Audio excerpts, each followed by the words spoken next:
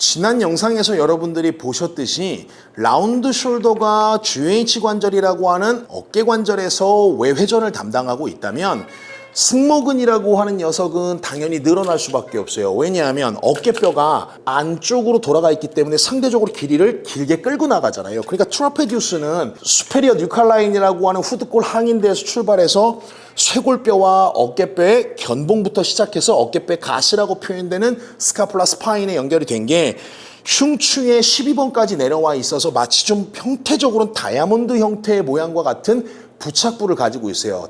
단 이 녀석이 정지하는 기준에서만 놓고 보면 이 녀석은 팔하고는 연결선을 갖고 있지 않다는 의미예요. 자, 근데 앞서 언급드린 것처럼 어깨뼈가 내회전이 됐다라고 하는 건 트라페주스라고 하는 승모근 입장에서는 좀 길이가 늘어났구나, 이렇게 둥글게 되는 과정에서 늘어나겠구나라고 볼 수 있지만 GH 관절 입장에서 놓고 봤었을 때는 상대적으로 얘가 쇼트닝 될 수밖에 없겠구나라는 개념으로 접근을 하시면 돼요. 자, 그러면 이렇게 생각해 볼 수 있죠.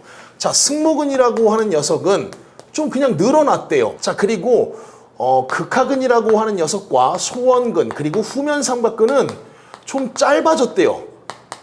짧다. 자, 그러면 이 두 가지 맥락만 놓고 보더라도 불필요하게 늘어난 녀석은 반대로 가면 되겠죠. 짧아지게 만들면 돼요. 자, 극하거나 소원근, 후면 삼각근 관련된 걸 짧아졌으니까 길이가 길어지게 만들면 돼요.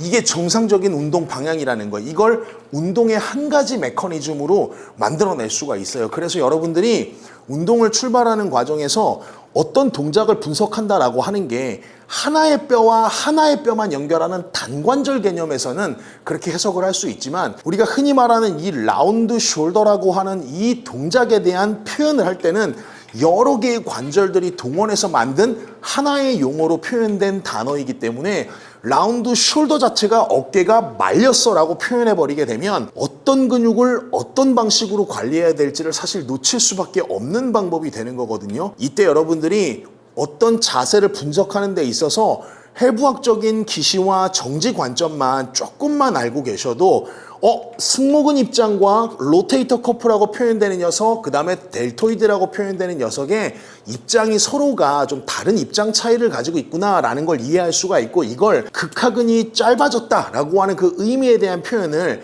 앞쪽에서 가져가게 되면 극하근과 기량작용하고 있는 녀석이 견갑하근이라고 하는 서브스카플라리스잖아요. 이 녀석은 반대로 늘어나 있는 상황이 되는 거예요. 그리고 대흉근이라고 하는 녀석은 짧아져 있는 상황이 되고 소흉근도 마찬가지로 짧아져 있는 상황이 됩니다. 그러면 제가 어떤 녀석은 길이가 짧아졌다, 어떤 녀석은 길이가 좀 늘어났다 이렇게 표현되는 이 맥락의 기준을 볼 때 뭔가 짧아지고 길어진다라고 표현되는 제가 표현드린 이 용어에 반대 방향으로서의 기준을 만들어 주신다면 여러분들이 라운드 숄더에 대한 기본적인 힘에 대한 평형 관계를 유지하는 데 충분히 도움이 될 수 있을 거라고 생각이 듭니다.